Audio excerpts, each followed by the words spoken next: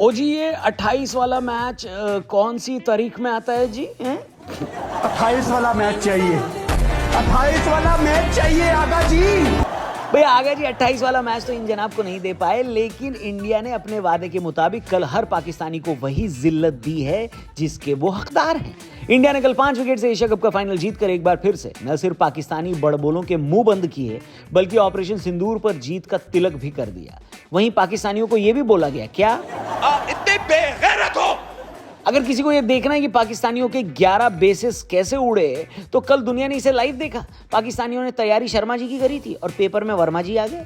तिलक वर्मा और शिवम दुबे की कल की परफॉर्मेंस ने एक बार फिर से भारत का झंडा पाकिस्तान की छाती में गाड़ दिया। कल का पाकिस्तान का स्कोर कार्ड भी देख लो, पता चली जाएगा आपको कि कैसे पूरी की पूरी टीम सरेंडर हो गई हमारे सामने, और होगी भी क्यों नहीं। जब 93,000 लोग सरेंडर कर सकते हैं तो ये तो फिर भी 11 लोग थे ना। मेरे प्यारे पाकिस्तान के कुछ खास मखसूस बगैर तो वहीं रही सही कसर कल मोदी जी ने भी पूरी कर दी। उनका एक ट्वीट आया जिसमें उन्होंने लिखा कि चाहे ऑपरेशन सिंदूर हो या ग्राउंड, रिजल्ट एक ही होता है, इंडिया विंस। ये एकदम वैसा ही है जैसे किसी को मन भर कूटो और फिर उसके जख्मों पर नमक रगड़ दो। नमक शमक डाल देते हैं। पाकिस्तानियों का कहना है कि हमारा दिल टूट गया। मैं तो कहता हूँ दिल नहीं टूटा है, आपकी वो टूटी है जो मैं यहाँ बोलूंगा नहीं, लोग सिर्फ कमेंट सेक्शन में लिखेंगे। ऐसा जवाब दिया, बुला बुला के मार रहे थे वो लोग इधर। क्या नाम है तेरा? वेल दोस्तों, ऊपर वाले की लाठी में आवाज नहीं होती। कल इंडिया जिस हैरिस रऊफ के ओवर में जीती है वो वही है जिसने प्लेन गिराने के इशारे किए थे, जबकि इसकी खुद की परफॉर्मेंस गिरी हुई है। कुदरत का निजाम अगर है तो उस निजाम में अगर आवाज है तो उसका करारा थप्पड़ उसके मुंह पर पड़ा है, और अब इस थप्पड़ की गूंज आपको सालों तक सुनाई देगी। इस गूंज की गूंज तुम्हें सुनाई देगी। पॉलिटिक्स को साइड में रख दो, एक क्रिकेटिंग नेशन होने के नाते भी पाकिस्तानी क्रिकेट टीम के फैंस कभी रियलिटी में जीते ही नहीं है। 8 साल पहले 2017 चैंपियंस ट्रॉफी जीतने के जो पटाखे वो आज तक फोड़ते हैं, वही उनको रियलिटी चेक करने ही नहीं देती।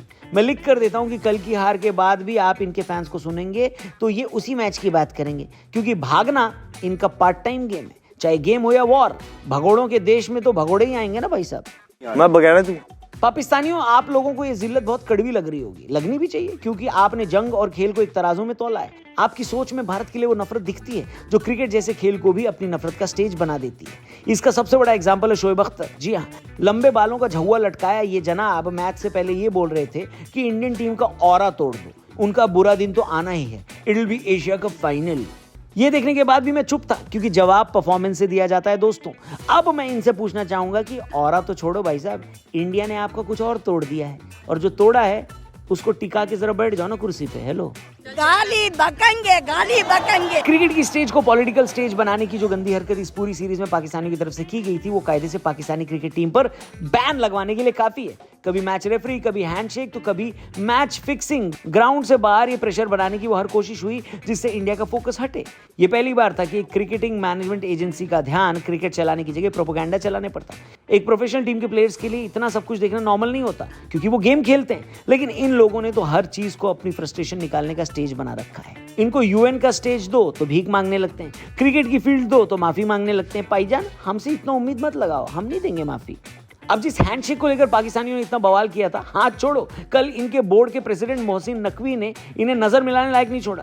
पहले तो एक ही सीरीज में लगातार 3 बार हार, उसके बाद पोस्ट मैच प्रेजेंटेशन में नकवी की जहालत ने इनके पूरे मुल्क को शर्मिंदा कर दिया। बेगैरती की सबसे बड़ी मिसाल अगर किसी ने पेश की है तो नकवी ने की है। मैं हमेशा से सोचता था कि एक इंसान इतना गिरा हुआ कैसे हो सकता है। अगर उसका कोई सबसे लोएस्ट बार है तो मोहसिन नकवी है। ये बड़ी अच्छी बात कही है। कल इसी आदमी की वजह से पोस्ट मैच प्रेजेंटेशन 1.5 घंटे देरी से शुरू हुई। ये वो आदमी है जिसकी वजह से पूरे एशियन क्रिकेट काउंसिल को भी कल शर्मिंदा होना पड़ा। दरअसल मैच जीतने के बाद इंडिया ने नकवी के हाथ से ट्रॉफी लेने से मना कर दिया, लेकिन मोहसिन नकवी की जिद थी कि ट्रॉफी वही देंगे। इसकी वजह से लगभग 1.5 घंटे प्रेजेंटेशन रुकी रही। पोडियम पर ट्रॉफी आने के बाद वापस चली गई, लेकिन ये आदमी अपनी जिद पर अड़ा था और ट्रॉफी यही देगा ऐसा बोल रहा था। टीम इंडिया ने क्लियरली इस बात से मना करते हुए पोडियम तक जाने की भी जहमत नहीं उठाई। इसके बावजूद ये आदमी अपनी फेक स्माइल के साथ वहां खड़ा रहा। यार मतलब मोहल्ले के डॉगी को भी अगर एक बार डांट के भगा दो ना, तो वो भी 2 दिन तक आपकी चौखट पर रोटी मांगने नहीं आता, लेकिन ये आदमी उससे भी गया गुजरा है? ससुर। अंत में डिसाइड ये हुआ कि इंडियन टीम ट्रॉफी नहीं लेगी। शर्म करो यार, शर्म करो। अपनी क्रिकेट को तो डुबाया ही है, एशिया क्रिकेट काउंसिल की भी इन्होंने भद पिटवा दी है नकवी ने। उस पोडियम पर प्रेजेंटेशन करने वालों से लेकर दुबई के इवेंट ऑर्गेनाइजर्स तक सबको ये झेलना पड़ा। किसकी? सिर्फ इसकी जिद की वजह से। कल साइमन डल के चेहरे पर वो साफ नजर आया जो कल के प्रेजेंटर थे। कि कोई इतना गंवार कैसे हो सकता है। कल फिर से ये साबित हो गया जो हम हमेशा से कहते हैं कि चाहे एक देश हो या एक टीम, पाकिस्तान हर जगह एक फेल्ड नेशन है। जंग में अपने 11 एयरबेस गंवा दिए और कल अपनी इज्जत पूरी दुनिया के सामने गंवा दी, लेकिन फिर भी इस देश को रत्ती भर शर्म नहीं आई।